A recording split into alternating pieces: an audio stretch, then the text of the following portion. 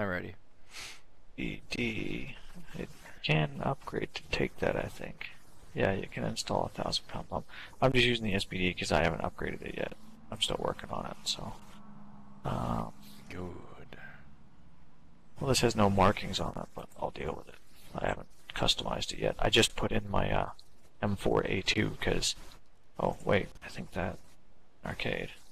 Realistic. It's 3.7, 5.0, 3.3, 5.0, 5.0. Oh, excuse me. Yeah, because I have not got the Bulldog yet, which is 6.3. That's a. They need to like. That's the thing. Like they don't have enough light tanks and other stuff to fill out the battle ratings. Like it goes Mm-hmm. from 3 points to almost 3 full battle ratings above. It's crazy. Ugh, fuck. And the only reason that's a thing is because they're refusing to add any of the experimental tanks that they use. Yeah, but they've added experimental stuff. Mm-hmm. That's what I'm saying. The T-29 was an experimental tank that never saw combat. Fucking same thing with the T-28 and the T-32 for that matter. Fucking bullshit. This is why I like World of Tanks a little bit more. I don't have to deal with no planes. I don't have to deal with fucking lack of number of tanks. Yeah, there's Well, a little bit of balancing issues in World of Tanks, but it's fair.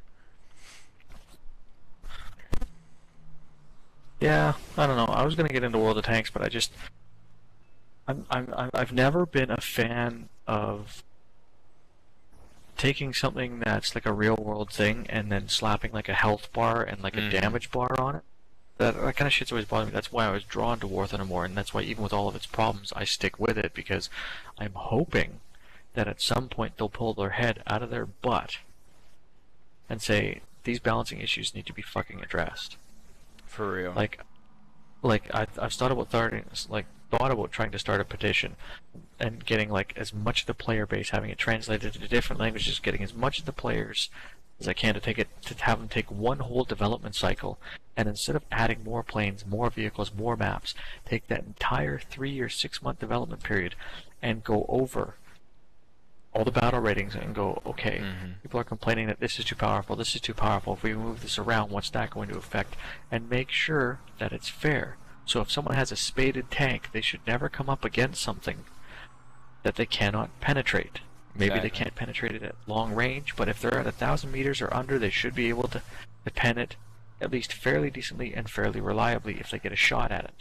It shouldn't be like, oh, well, I'm in a fucking T10M, so I only have to worry about, like, another fucking T10M or, like, this one other tank, and I can basically just roll up and fuck everybody.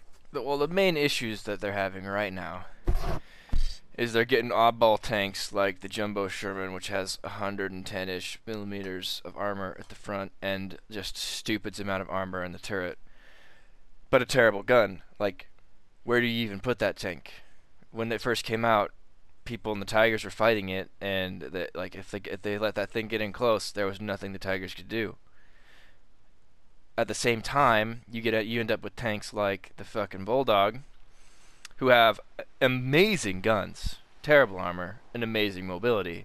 However, the only time that gun is really as amazing as it needs to be when you end up in a higher tier match is if you have the discarding sabot rounds, which can penetrate anything and everything in any distance. And they're not balancing their tanks around these upgrades that they have to get in order to be good. It's the same kind of deal with the fucking double Mustang with its ginormous gun pod. It goes from having 12 machine, well, what is it? It goes from having 6 M3s to having, I think, 14 M3 machine guns. And that's all Which like in plane? the center. The F-82E. Its battle rating is 5.0, and it's got these machine guns that shoot really super fast and set things on fire real good. But it's not worthy of that 5.0 battle rating until you get the machine gun pod. Okay, one sec.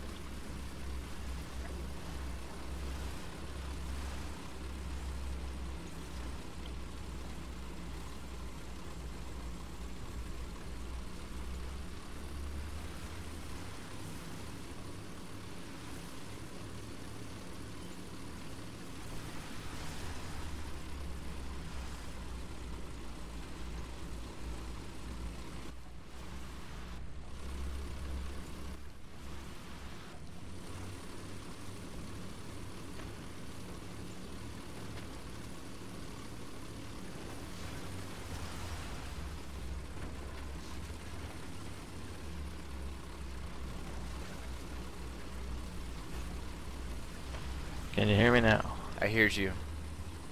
Oh, someone beat you there. Incredible. How did this happen? I'm gonna get bombed by friendly artillery.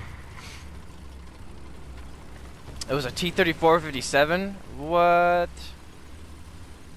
That sneaky devil.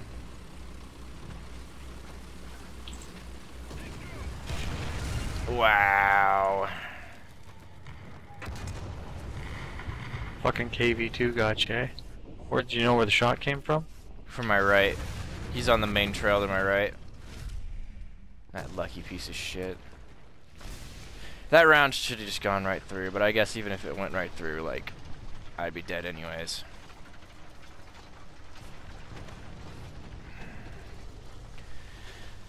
And of course, because I didn't cap the zone, I have no spawn points. Don't feel too bad. How the fuck did a KV2 get down there before me? Fucking bullshit. Yeah. Welcome to Gaijin. Russian OP for the win, man. I've been saying it. I don't know if it's they read the field manuals and there's just all that propaganda bullshit in there or what, but I'm telling you, man.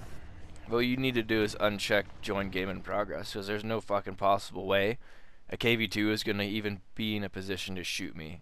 Same thing with that T-34-57. He should not have been able to get down there before me.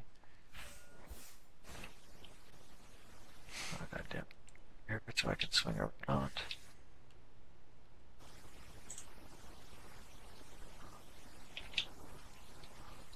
Yeah, no, well, it wasn't checked actually. I unchecked it a while ago because I got tired of getting thrown into matches that were already in progress. Really? Then how in the actual fuck?